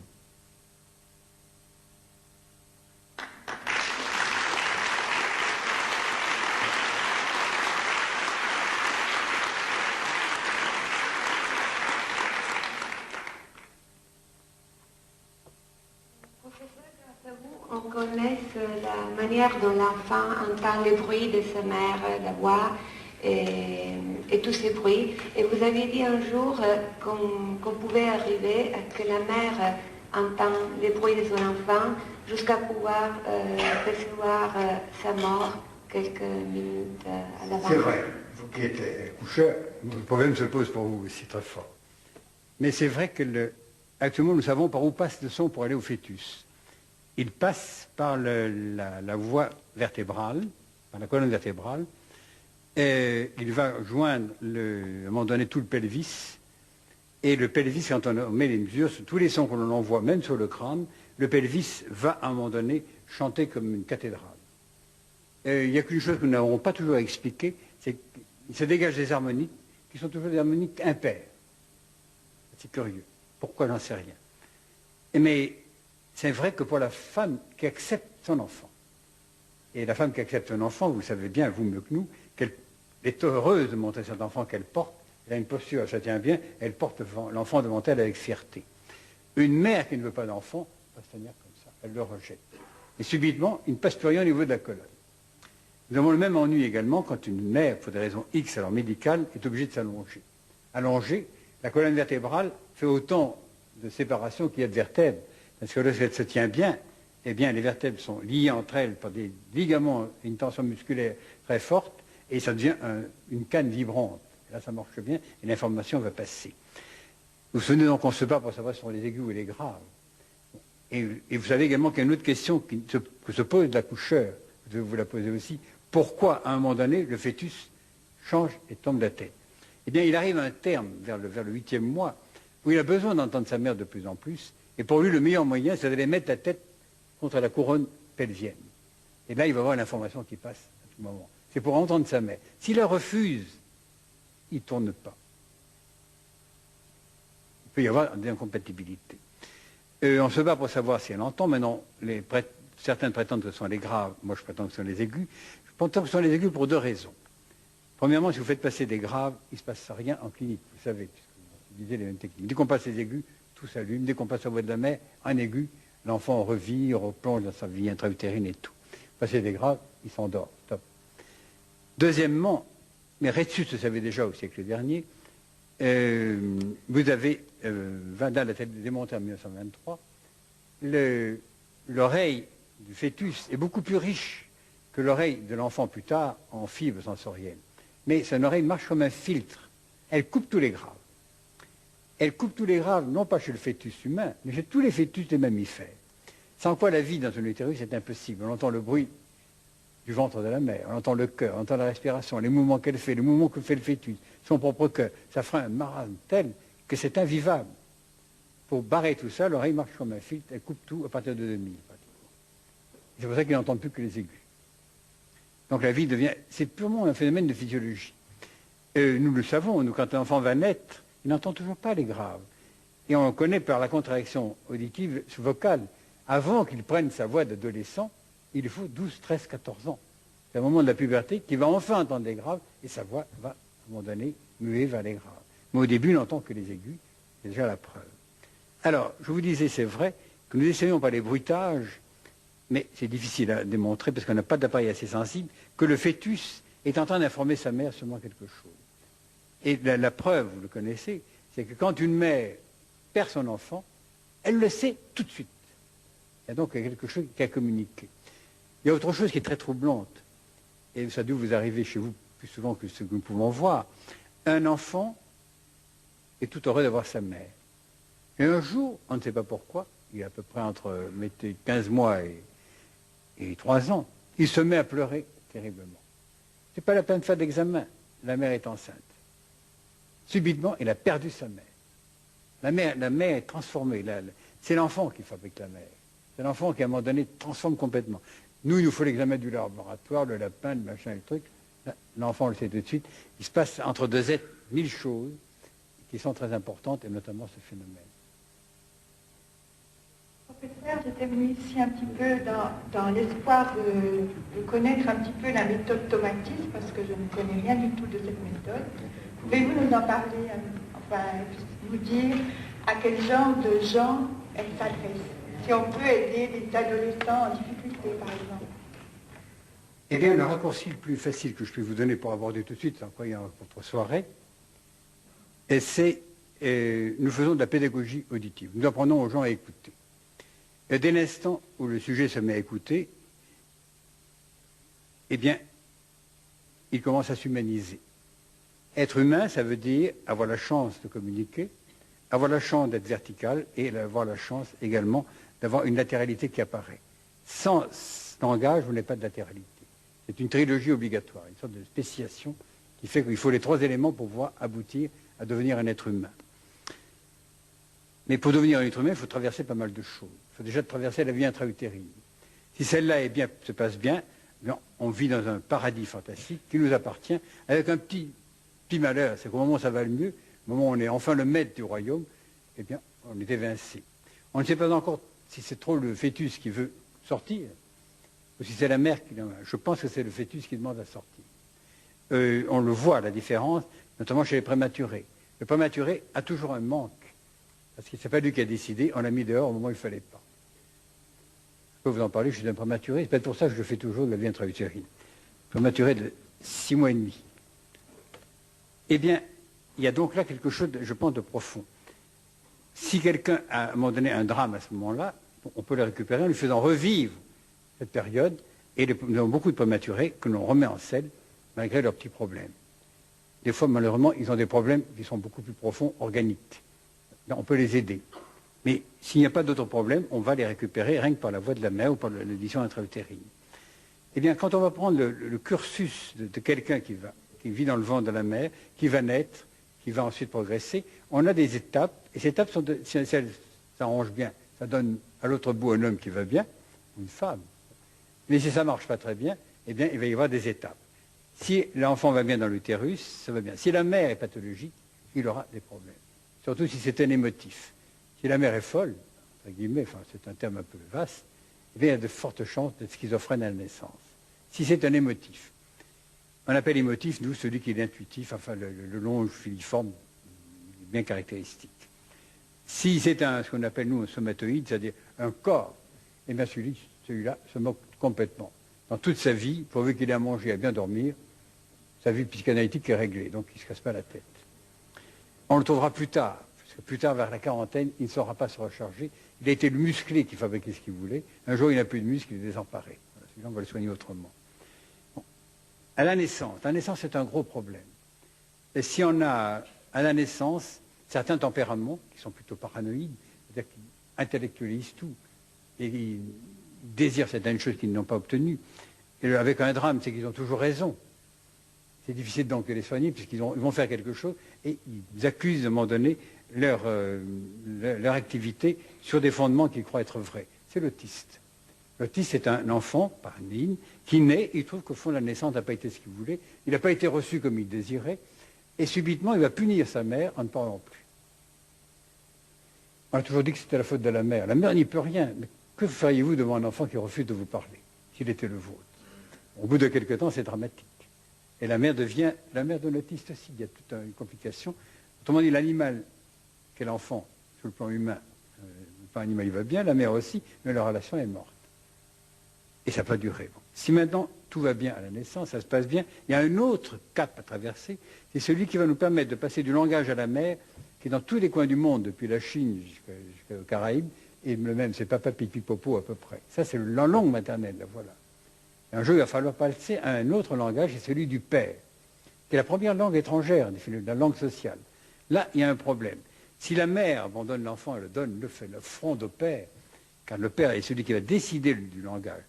La mère, elle sait faire, l'enfant lui donne son amour, enfin, c'est énorme, la relation qu'il y a entre la mère et l'enfant, mais elle ne peut pas le faire grandir au-delà de cette potentialité. Si elle ne peut pas le faire grandir, quoi qu'elle fasse, dans le monde moderne, on le voit, les dégâts que nous avons, c'est qu'il n'y a pas de père souvent. Nous sommes très gênés. S'il n'y a pas de voix d'homme, l'enfant a beaucoup de chances, s'il est un émotif ou un paranoïde, de dévier, à un moment donné, d'avoir de grosses difficultés. Il faut qu'un homme parle. Si un homme parle, tout va s'arranger.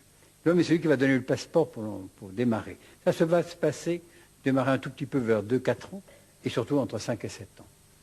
Eh bien, si l'enfant qui commence à parler, qui rentre dans un terme qui est amusant, qui s'appelle le bégayage. Le bégayage, c'est un vieux terme flamand qui veut dire être bavard. Vous voyez, quand l'enfant commence à réciter ses papa, pipi, popo, il devient bavard. Eh bien, il va falloir passer au langage normal. Si la mère le tient trop, pour lui faire plaisir, il va rester à papa, pipi, popo, caca, si vous voudrez, mais il débègue. Le bégaiement, c'est la chronicité, à un moment donné, du bégayage. Et ça va l'empêcher de grandir. La mère qui a voulu donner la vie va l'enferrer et va lui donner presque un accrochage à la mort. Donc c'est difficile d'être mère. À ce moment-là, si on ne comprend pas qu'il faut que l'enfant grandisse. Et nous aidons beaucoup les mères. Quand on soigne un enfant, on soigne aussi, on prend la mère en même temps pour le désangoisser et qu'elle comprenne ce qu'on fait à l'enfant. En lui montrant bien qu'un enfant de ce type-là n'aime pas sa mère. Un nourrisson, ça n'aime pas beaucoup sa mère, ça la mange. Il lui fait une belle crotte à la sortie, il peut-tu marcher. Vous avez ensuite l'enfant un peu plus grand qui, lui, bon, vous avez vu son comportement, l'adolescent, souvent, c'est odieux. Pour aimer sa mère, il faut être adulte. Quand on prépare la mère à être bientôt celle qu'on va aimer, ça nous aide beaucoup. C'est pour ça qu'on va la traiter en même temps que l'enfant. Et si maintenant le stade est passé, le langage est intégré, pas très bien, avec quelques difficultés, parce que le père eh bien, a une trop grosse voix, il attrape la femme tout le temps, il se comporte mal. Enfin, alors l'enfant va rejeter un petit peu ce père-là et va devenir, devant le logos qui est le père, qui est la loi, le logos est la loi, et la lettre, il va devenir handicapé dans toutes ses dimensions, il va être dyslexique, dysorthographique, tous les 10 de la terre que vous pouvez trouver. Si vous redressez l'oreille, ça remet dans l'ordre. Si maintenant on va beaucoup plus loin, il y a un autre stade qui est très très fâcheux et qui alimente également la psychiatrie, c'est un enfant, très souvent, dans une famille où la mère, pour des raisons X, veut divorcer ou autre, n'est pas d'accord avec le père parce qu'il est ivrogne tous les soirs ou parce que ça ne va pas, enfin, n'importe quoi, tout ce qu'on peut inventer, et qui commence, devant les enfants, à dire ton père ci, ton père ça, regarde ce qu'il fait, regarde ce qu'il fait. Bon. Si l'enfant croit la mère, il a tout lieu de la croire, il va rejeter l'image du père. Et là, c'est le drame. Le père, c'est le devenir de l'enfant. On ne touche jamais l'image du père. Mais s'il n'est pas là, on raconte qu'il voyage. S'il n'est pas là, on dit qu'il va travailler ailleurs. Il faut trouver une excuse, mais jamais l'accabler. Ce n'est pas le père en tant que tel, c'est l'image et le symbole qu'il représente. Et qu'on le veuille ou pas, nous sommes des animaux symboliques quelque part. La mère, c'est le passé. La mère, c'est la terre dans laquelle on s'enfonce. La mère, c'est la maison, c'est cet utérus fantastique qui nous maintient. La mère, un jour, c'est l'éclatement du cosmos. Et le père, c'est l'image solaire, c'est le devenir. C'est celui qui va nous permettre de grandir. Bon, actuellement, malheureusement, grâce à l'éducation actuelle, on tue père et mère. Peut-être que l'analyse y a aidé. Vous tuez père et mère, le sujet meurt en même temps. Il n'y a rien à faire. Le mère étant la vie, et le père étant celui qui va donner une dynamique à la vie. C'est lui qui va la dynamiser et donner à l'enfant ce désir de faire, ce désir de grandir, ce désir d'agir. D'ailleurs, il y a des ascèses, comme les ascèses juives, qui disent toujours « écoute et agis ». Et j'ai un bon israélite qui me dit toujours « ce qui m'ennuie, c'est que j'agis et j'écoute après ». C'est un autre là. Alors, à tout moment, nous avons la chance de pouvoir démarrer par la vie intra-utérine, et en fonction du stade où nous avons constaté si l'enfant est seulement dyslexique, on ne va pas rester longtemps dans la vie intra-utérine, on passe, mais on le fait revivre. Pourquoi? Eh bien, parce qu'il s'est passé des lésions, il s'est passé des choses désagréables, il s'est passé des ennuis, et l'enfant a du mal à les surmonter. Pour pouvoir l'y aider, on le fait partir à zéro, et il prend une autre voie. Alors les gens ont eu peur au départ en disant, mais c'est une régression. Non, régression, c'est un mot qu'il faudrait supprimer dans la régression, c'est un gros terme psychiatrique qui veut dire pratiquement une dissolution du cerveau. Par contre, quand vous faites entendre à quelqu'un, je vous entends ici, la voix intra-utérine, tout le monde aurait la même réaction, d'un passé fantastique, de quelque chose une mémorisation qui reparaît. Et alors, nous lui suivons par les dessins. Les dessins nous donnent la chance que le sujet se laisse faire, à travers tout ce que nous passons, ou la voix de la mère, en édition intérim, ou Mozart, et tout le monde, avec son génie, son habileté, va dessiner les mêmes thématiques. Même thématique en édition intra-utérine, même thématique pour la naissance, même jusqu'aux abords du langage. Donc on peut suivre en même temps la lecture. Alors maintenant, chez les adultes, comment procède-t-on? Un adulte, ou bien il s'est orienté, il a raté son entrée, il va avoir une puberté comme on en a maintenant, et puis après des ennuis avec la drogue ou autre, nous en avons de plus en plus. Nous n'avons pas guéri de gens de la drogue, mais nous leur donnons la force de se sortir de la drogue. Encore une fois, l'oreille est vraiment, je pense, le gros élément que nous avons apporté, c'est que l'oreille est une dynamo qui permet au cerveau d'être toujours rechargé. Plus votre oreille fonctionne, plus vous écoutez, plus vous participez, et plus vous avez la chance à un moment donné d'adhérer aux choses, et plus vous avez la chance de faire que vous comprenez, votre vigilance augmente, et grâce à ça, vous avez la chance d'opérer, d'être toujours présent. Eh bien, un sujet qui veut avoir la force de se sortir de sa drogue, avec des sons, il y arrive toujours. Nous avons beaucoup d'héroïnomanes encore à Paris actuellement. Bon, nous avons également des grosses pathologies. Et on ne les sauve pas, on leur permet de se battre contre la maladie. Alors nous avons maintenant un autre spectre de malades, d'échantillonnage, qui est celui de la retraite. Les gens retraités. La retraite, c'est la mort pour un cerveau. Pour un cerveau, il n'y a ni retraite ni vacances. Plus il travaille, mieux il se porte. Et actuellement, on a pris l'habitude depuis longtemps de mettre les gens à la retraite. Ils espèrent ça comme vraiment quelque chose à souhaiter pour la vie. Et enfin, se mettre avec une bonne chaise devant sa maison et voir passer les voitures. Bon, ça, c'est dramatique, parce qu'avant, ils parlaient. On leur parlait. Ils avaient une charge, il y avait des sons tout le temps. Subitement, ils rentrent dans le silence. Au bout de quelques temps, l'oreille tombe, elle tombe très vite. Ce sont de tout petits muscles. Ils tombent très vite, ils sont en déprivation sensorielle, le cerveau décroche et ils sont complètement anéantis. Alors nous en savons beaucoup actuellement. Il y a c'est l'innovation des gens qu'on a mis en retraite prématurée. Mais ils font la même chose. Alors quand un sujet, on vous dit, je lui demande, alors qu'est-ce que vous faites? Eh bien, je fais mon jardin. Mais c'est pas assez.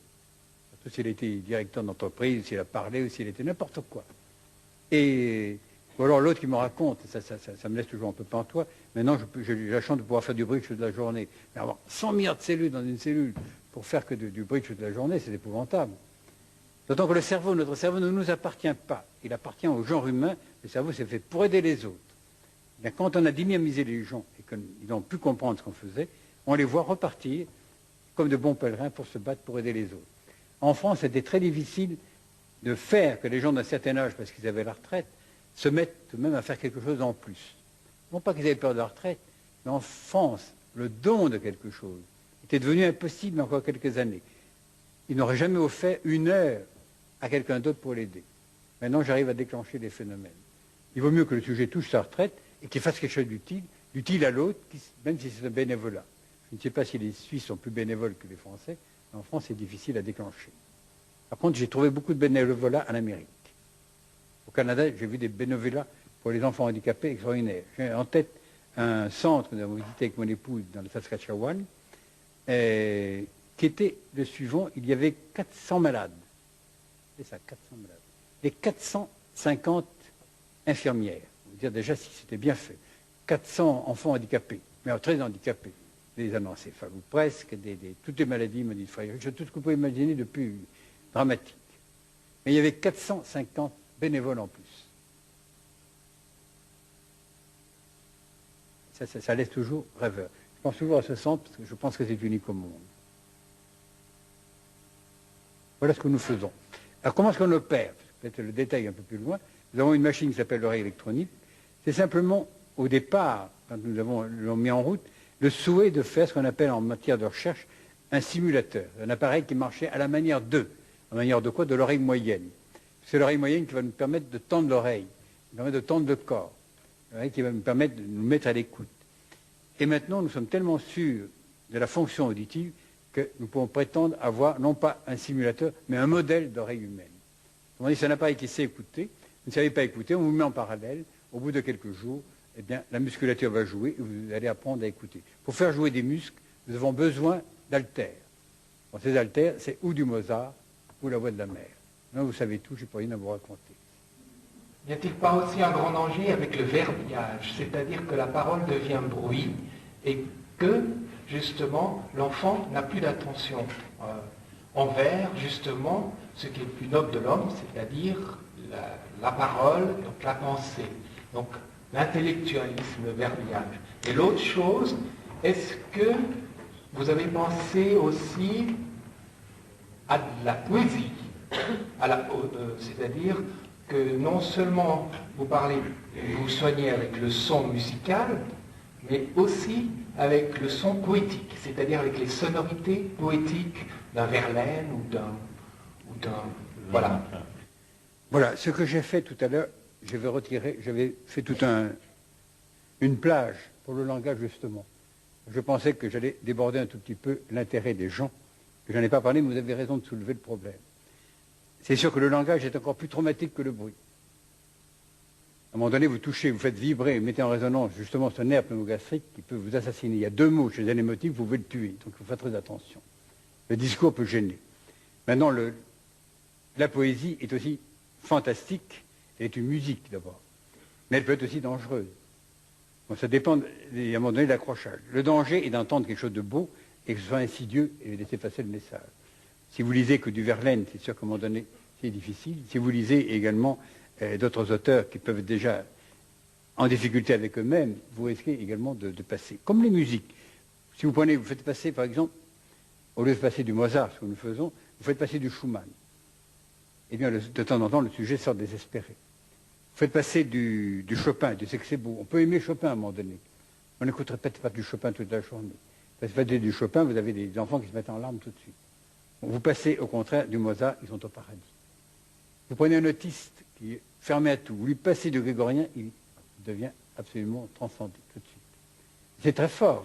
On a la machine, bon, il y a un jack qui raccroche avec deux écouteurs, vous tirez le jack, il s'appelle tout. Vous mettez le jack, il repart. Donc c'est vraiment immédiat. Mais alors, est-ce que d'autres musiques m'ont rendu service? Sûrement. Pourquoi est-ce que nous avons fixé Mozart? C'est parce que dans tous les coins du monde, il nous donne le même résultat, à la même vitesse, avec toujours les mêmes répondants. C'est un universo, si vous voulez. Par contre, d'autres musiques auraient sûrement joué. Monteverdi est sûrement un averti, ou en tout cas un initié de la musique. Je ne peux pas l'utiliser parce qu'il a, lui, utilisé des voix. Là, je suis tributaire des voix, et ça répond à ce que vous disiez. Ça dépend de l'intonation de la voix, de la qualité de la voix, du côté ou doux ou strident de la voix, ça dépend de beaucoup de choses. Mais le côté insidieux de la poésie, alors que je pense que le sommet, la poésie, c'est sans doute ce qu'il y a de plus haut sur le plan de la créativité. C'est une sorte de résonance avec le cosmos. Mais ensuite, quand sa résonance ne tourne qu'autour de l'ombilic, celui qui l'écrit comme Verlaine, c'est sûr que ça risque d'être dangereux. Vous avez la même chose chez Baudelaire. C'est que Baudelaire a écrit des choses fantastiques, mais de temps en temps, il nous traîne dans la boue. Donc on ne peut pas le lire tout le temps. Et est-ce que beaucoup de poètes ont écrit aussi bien? On n'en sait rien. Alors vous avez la chance d'avoir des musiques qui sont arrivées à associer les deux.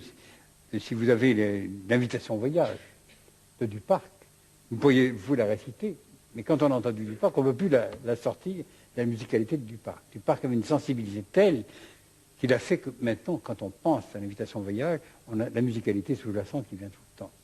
Vous avez la même chose pour Fauré. Fauré a lâché aussi, a écrit des choses qui ne peuvent plus être récitées sans passer par lui.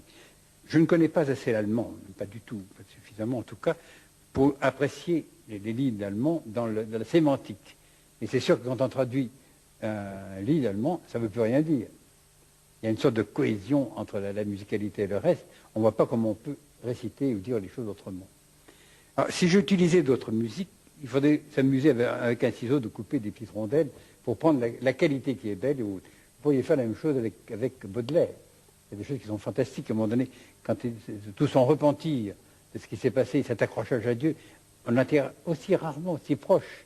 Mais il avait un diable qui le tirait tellement par le bas. À un moment donné, son zigzag l'a tout fait s'enfoncer, mais avec une douleur. C'est poignant de le lire jusqu'au bout. Verlaine est un peu plus odieux des fois, quand il rentre dans quand il se montre odieux en étant volontairement et non pas douloureusement dans les miasmes, ça c'est pas très bon. Alors c'est évident qu'un jeune qui ouvre ces pages-là, heureusement, le choix n'est pas toujours fait là-dessus. Encore que maintenant, on se fait un plaisir à entraîner les jeunes là-dessus, mais je suis d'accord avec vous qu'on détruit plus avec le langage souvent qu'avec le reste. Maintenant, vous avez un père de famille, on en parlait tout à l'heure, qui lâche 3 mots avec violence à un enfant, c'est dramatique. Alors, d'autant problématique que quand vous avez cité ceci, et vous tombez dans le domaine des émotifs. Ceux qui aiment la musique, ceux qui créent, tout ça, sont les motifs. Eh bien, l'émotif est quelqu'un de plus dramatique encore dans son vécu, parce qu'il ne peut pas supporter le mensonge. Quand on lui dit ton père est un imbécile, si la mère dit ça, c'est fini. Le père est un imbécile. La mère ne peut pas mentir. Si le père dit à son enfant, ta mère est ceci, il ne peut pas, c'est fini, il croit. Et là, il va lever des illusions en désillusions, mais c'est un enfant qui ne sait pas mentir, et tout ce qu'on lui dit, c'est parole d'évangile. Et là, il y a le drame. Et toujours par le canal du fameux nerf pneumogastrique qui commande toute la viscéralité. J'aimerais que vous nous indiquiez, vous nous répétiez les travaux, les recherches que vous avez faites pour les langues, pour l'apprentissage d'une autre langue, la facilité ou la difficulté qu'on a d'apprendre une autre langue. C'est ça. Les langues européennes ou mondiales. Une langue rebelle, il n'y en a pas. C'est notre oreille qui est rebelle aux langues. C'est différent. Dans tous les coins du monde, l'oreille naît pareil. Il n'y a pas de racine pour une oreille. Une oreille d'un jaune, d'un noir ou d'un blanc est la même. Je ne parle pas des côtés pathologiques. Il y a des gens qui naissent sans oreille. C'est autre chose. Mais normalement, l'oreille est bonne. Malheureusement, elle est plongée dans un milieu qui va être d'abord un milieu acoustique. L'air du Japon ne vibre pas comme l'air qui est ici en Suisse, il ne va pas en France pareil, non plus en Angleterre. Et l'oreille, qui va être l'appareil de communication, va être obligé de s'adapter à ce phénomène. Actuellement, l'élément qui nous permet de communiquer entre nous deux, c'est votre oreille qui veut m'écouter et mon oreille qui veut parler. Non, c'est l'air entre les deux. On coupe l'air, il n'y a plus personne. Ni vous ni moi dans le langage. Donc il y a donc une relation qui est toujours établie grâce à l'air environnant. Si nous nous amusons à changer cet air, ce qui est facile à faire en laboratoire, en changeant l'impédance, en changeant la sonorité, en attirant plus vers le silence, en donnant plus de réverbération, subitement notre langage va changer. Je vous donne un exemple. Vous prenez un sujet qui n'a pas de nasalisation, comme l'anglais. L'anglais répugne à avoir une nasale. Vous prenez un Allemand du Nord qui n'a pas de nasale ou peu. Vous prenez un Napolitain qui ne nasonne pas du tout. Vous le mettez tous les trois au Canada, au bout de quelque temps, eh bien, ils nasonnent tous les trois. Donc, ils nasonnent automatiquement parce que l'air du coin chante nasal à 1500 Hz. Alors maintenant, si vous avez une difficulté pour les langues, ça n'est pas parce que vous n'êtes pas doué, c'est pas parce que votre cerveau ne veut pas marcher, ce qui est toujours un peu désobligeant de croire. C'est parce qu'à un moment donné, parce que vous avez été conditionné par l'air du coin, et ensuite, bien sûr, par le langage du coin, et par la culture, et par tout ce que vous avez entendu, vous êtes conditionné à ne prendre qu'une tranche de cette oreille. Je parle du français, par exemple, le français est très peu doué pour les langues. Le français n'entend que sur une octave, et il ne peut rien apprendre d'autre. Il se défend en prétendant que sa langue est la plus belle, et c'est tout ce que ça peut apporter. Mais vous prenez un slave, notamment les Yougoslaves ou les Russes, eux entendent sur 11 octaves. Les Portugais apprennent sur 11 octaves. Ils apprennent toutes les langues sans se déplacer. Vous avez des paysans portugais qui parlent le français sans accent, sans rien. Et l'anglais est par-dessus le marché. Bon, autrement dit, c'est une histoire d'ouverture diaphragmatique de l'oreille. Tout à l'heure, je vous parlais des deux petits muscles de l'oreille. C'est eux qui ouvrent ou ferment le diaphragme. Si vous arrivez maintenant électroniquement à faire changer, à ouvrir ou pas, eh bien vous switchez d'une langue à l'autre avec facilité. L'anglais qui vous est rebelle, en quelques jours, eh bien vous avez déjà des mots qui vont venir à l'anglaise. Ça va extrêmement vite. Si vous n'avez aucune notion d'anglais, en quelques jours, vous avez des mots que vous allez sortir qui sont de l'anglais. Si maintenant vous avez déjà une grosse notion d'anglais, mais que vous le lisiez, que vous l'écriviez, et chaque fois qu'on vous parle, vous êtes complètement ahuri, et chaque fois que vous parlez, on vous fait répéter 12 fois la même chose, eh bien ça disparaît dans la semaine. Ça va extrêmement vite. C'est-à-dire que vous mettez à entendre à la manière 2, donc votre oreille vous donne votre autocontrôle à la manière 2. Ça, c'est très rapide. Alors après, ça ne s'oublie pas, vous avez la notion de la distance qu'il y a de passer d'une langue à l'autre. On le voit chez les enfants multilingues. Je dis toujours aux parents de parler chacun leur langue d'origine. Le père est, je suppose, américain, la mère est allemande, et l'enfant est en France. Je leur demande à chacun de parler leur langue, et l'enfant apprend le français avec facilité. Il apprend trois langues. Mais lui switch d'une langue à l'autre, sans difficulté. Et par exemple, nous avions à un moment donné toute une colonie d'Espagnols qui venaient travailler en France il y a 20 ans, 25 ans, plus que ça, 30 ans, 35 ans quand je travaillais là-dessus. Et des enfants espagnols qui apprenaient le français avec une certaine facilité. Et puis un beau jour, ils devenaient dyslexiques. Et l'enquête était facile. Les parents, pour aider l'enfant, enfin essayaient de baragouiner le français, comme ils pouvaient le faire. L'espagnol est fermé aux langues aussi. Résultat, eh bien, on était handicapés. L'enfant confondait les deux langues, il était aussi mauvais en espagnol qu'en français. C'était fini. On demandait aux parents de parler leur langue, surtout pas parler français, mais l'enfant parlait français en classe. Dans l'Espagne, nous avons des amis ici qui viennent de Catalogne, qui travaillent en Catalogne, donc, et eh bien, ils savent combien il y a une différence entre le catalan et l'espagnol. L'espagnol a beaucoup de mal à apprendre quoi que ce soit, alors que le catalan, qui a une oreille très ouverte, apprend n'importe quelle langue. Donc, une ouverture diaphragmatique. On a fait la méthode Tomatis. Est-ce que ça reste ou faut refaire la méthode pour un enfant ou pour un adulte, quoi? Chez l'enfant, ça reste en permanence, à moins que les parents ne comprennent rien et que le ciel lui tombe sur la tête tous les 3 soirs. Ça, c'est autre chose. Enfin, quand tout le monde est bien induit, non, ça reste. Chez l'adulte, nous allons plus loin. On n'abandonne jamais un adulte sans lui donner des clés pour qu'il poursuive lui-même. Je crois que ça, c'est capital. Vous faites une cure, ça veut dire que votre oreille ne marche pas bien, sans quoi vous ne viendriez pas. Vous avez envie de chanter, par exemple, vous avez envie de faire n'importe quoi, de faire de la musique. La difficulté, c'est de comprendre que ça touche à n'importe quoi. Ça touche à n'importe quoi parce que oreille et système nerveux, c'est le même organe. Quand on a compris ça, et ça va même plus loin. Si vous regardez dans la phylogénèse, quand l'oreille commence à apparaître, c'est la première à venir, le cerveau suit après. Chaque fois que l'oreille va devenir plus complexe, le cerveau se complexifie. Il y a donc à un moment donné un parallélisme qui va se courir après sans arrêt. Donc, quand on a compris ça, on comprend toute l'histoire. Et du point de vue éducatif, une fois que le sujet connaît, mais ça va vite, on n'aime pas beaucoup les entraîner dans des traitements trop longs. Moi, j'aime bien la liberté des gens, comme j'aime la mienne. Autrement dit, je veux les libérer tout de suite de la relation thérapeutique qui est aussi astreignante que le reste. Ils ont déjà eu papa, maman sur le dos, ils ont l'école, ils ont le gouvernement et tout le reste. Bon, stop. Et alors, on va les traiter. Une fois que l'oreille est bonne, on leur apprend à maintenir eux-mêmes leur oreille. C'est-à-dire qu'on leur montre comment faire, ils sont obligés de comment parler, comment lire, etc. On apprend à l'oreille à s'éduquer. Et c'est intéressant de voir qu'électroniquement, moi je suis arrivé aux mêmes conclusions, avec la stupéfaction un jour de lire, mais j'adore les anciens ont tout dit, vous lisez Aristote, il vous dit comment il faut faire pour la suite. Il a écrit un livre qui s'appelle La rhétorique, si un jour vous avez peu de temps, lisez-le. Mais il a un élève qui est encore plus loquace sur la question, qui était Cicéron, il a écrit 4 volumes sur des oratoriques. Il vous dit comment il faut mettre la main pour parler, comment il faut allonger les lèvres, comment il faut faire le mouvement de la face, il vous dit tout. C'est ce que nous apprenons aux gens. Alors nous allons plus loin en créant ce qu'on appelle un cours audio-vocal, c'est-à-dire qu'on apprend aux gens à se servir de faire marcher eux-mêmes cette boucle de contrôle de l'oreille droite sur le langage, et beaucoup, au bout de 4-5 jours, commencent à faire des sons sur la Tosca avec quelques facilités.